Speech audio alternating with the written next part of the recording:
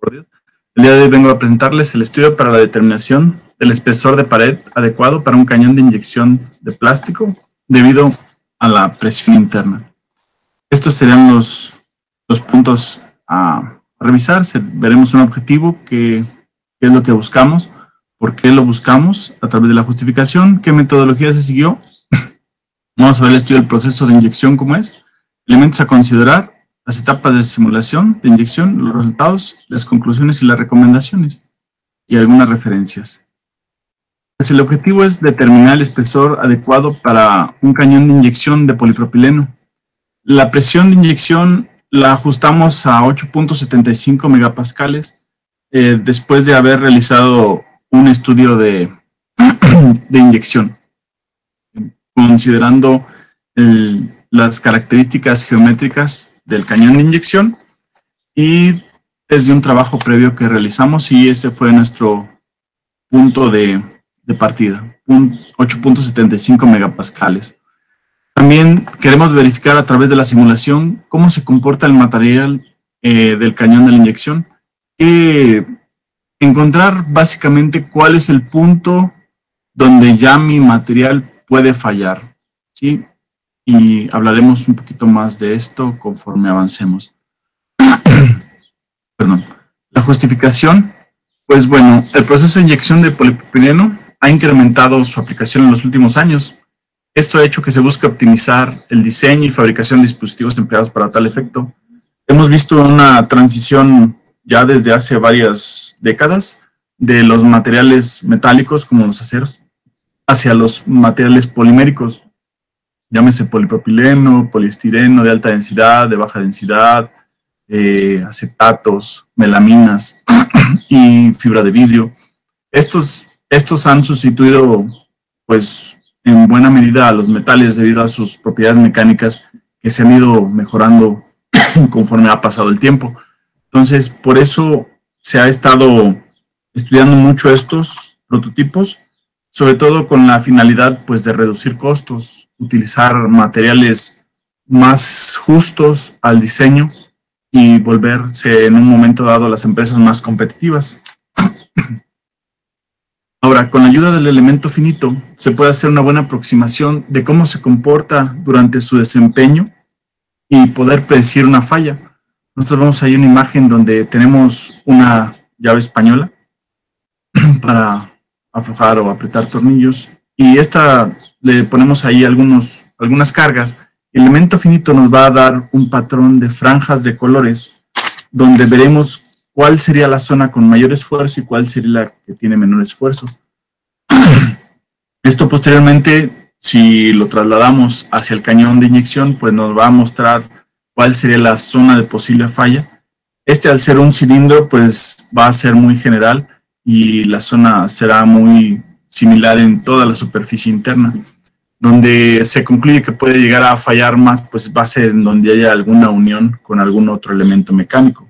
De hecho, hay que hacer algún ajuste para poder ensamblar el cañón con la boquilla o con la tolva donde se deposita el material, ¿vale? Entonces, pues el elemento finito es algo que nos ayuda mucho.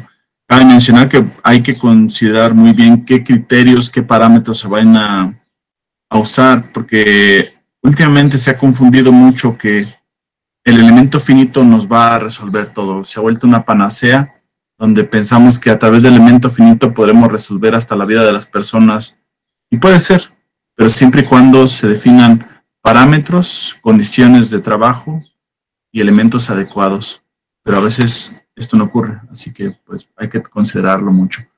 Muchos de nosotros todavía estamos en las escuelas, así que a veces nada más metemos valores por meter valores y nos va a dar lo que nos quiera dar el software. Bueno, la metodología fue determinar los parámetros que rigen el diseño del cañón de inyección de plástico. En este caso, pues básicamente fue la presión que va a ejercer el plástico dentro de las paredes del cañón. Ahora, definir o identificar las propiedades mecánicas del material del que se compone la construcción del cañón.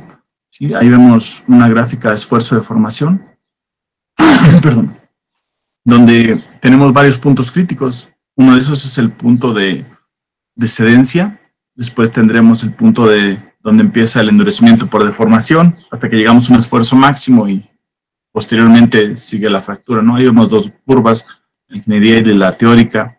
Entonces, de ahí vamos a agarrar mucha información utilizando la ley de Hooke, que nos va a ayudar a predecir las deformaciones con los esfuerzos y esas deformaciones a una posible falla de nuestro elemento mecánico.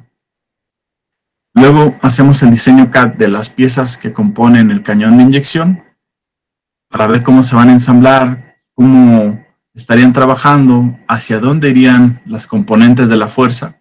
Eso nos va a ser de gran ayuda también para ver si nuestro diseño es adecuado, si va a funcionar como nosotros esperaríamos o hay que hacer algunas mejoras. La verdad es que el sistema de modelado CAD nos ha permitido ahorrarnos mucho tiempo y dinero en fabricación de elementos y prototipos, porque de una vez antes de fabricarlo ya podemos ver si cometemos algún error por omisión, por descuido, o hay algo que podemos mejorar. Después pues vamos a hacer la simulación de las fuerzas de presión actuando dentro del cañón y veremos ahí cómo se va a comportar.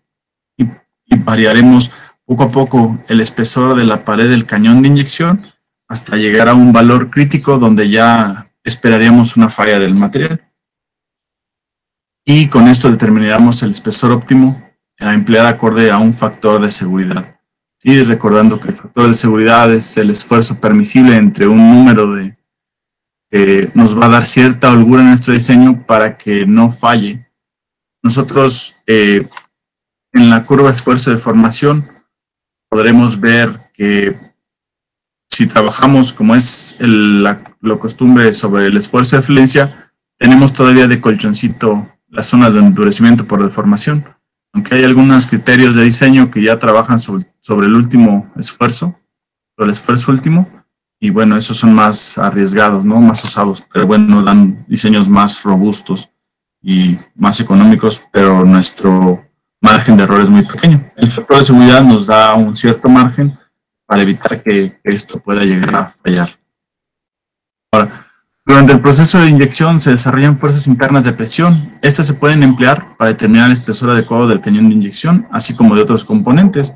Ya habíamos platicado que eran 8.75 megapascales la presión que se genera internamente. Si no se analiza cuidadosamente el espesor de pared en base a la presión que actúa dentro del cañón, puede suceder esto, ¿no? Tal vez el cañón como tal no reviente, no truene, pero sí va a empezar a agrietarse y formar pequeñas fugas de polímero. Aquí vemos algunos atascamientos del polímero en el cañón de inyección. Aquí están las resistencias. El cañón no se alcanza a percibir debido a las fugas que ya se ocasionaron. O estas son algunas boquillas que aquí presentan también fugas del polímero.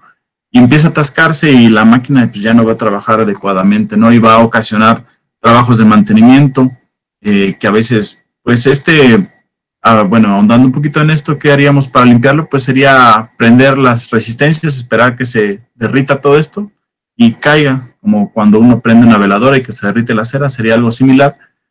De otra manera no es tan sencillo removerlo, porque en este caso es un polipropileno y ese material una vez que solidifica se vuelve muy duro, ¿no? Hay algunas resinas que sí las podemos romper y se separan más fácil, pero lo más sencillo en este caso sería prender las resistencias. Pero implica paros y tiempos muertos en una empresa, y recordemos que una empresa, tiempo que no produce es tiempo donde se pierde dinero.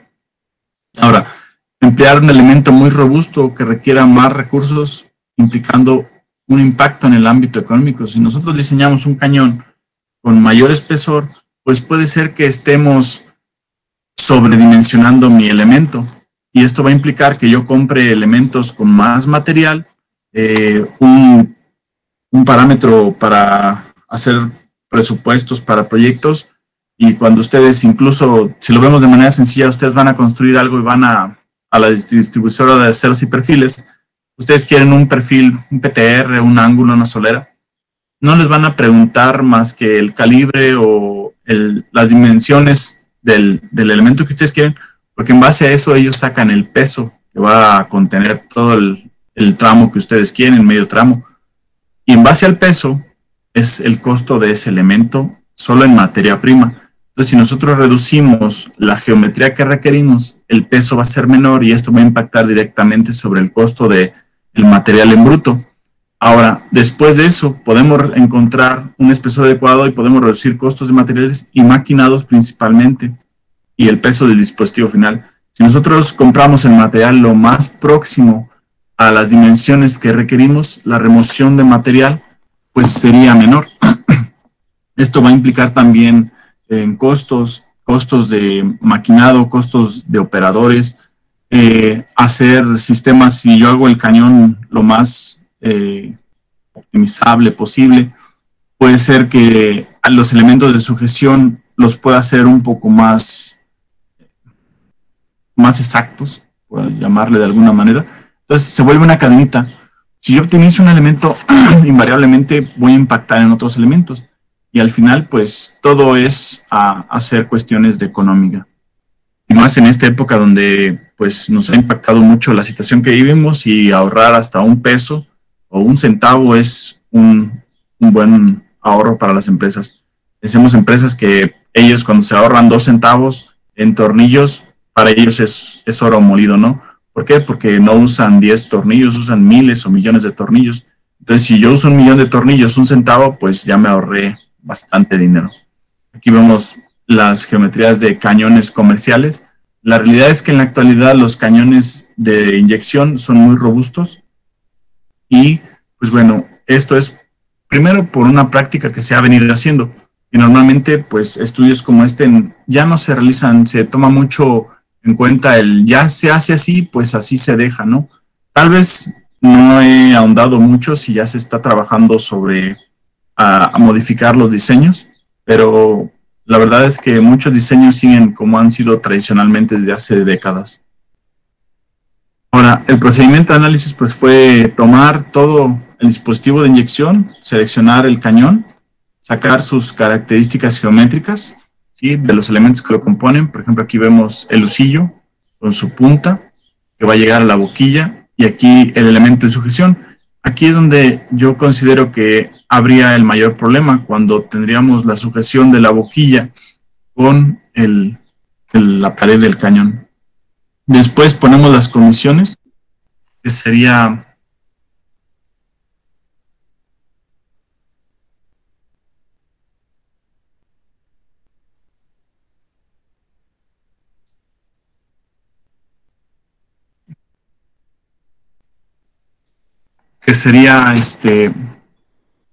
la presión, los elementos donde va a estar sujeto, y después discretizamos nuestro elemento, hacemos un mallado, ponemos las cargas internas.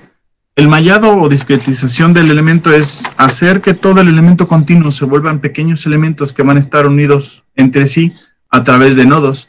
Estos nodos delimitan los elementos, y una manera o una explicación de por qué el elemento finito es bueno es porque nos crea un sistema de resolver todas las ecuaciones que van a gobernar y pasarle la información de un elemento a otro a través de los nodos.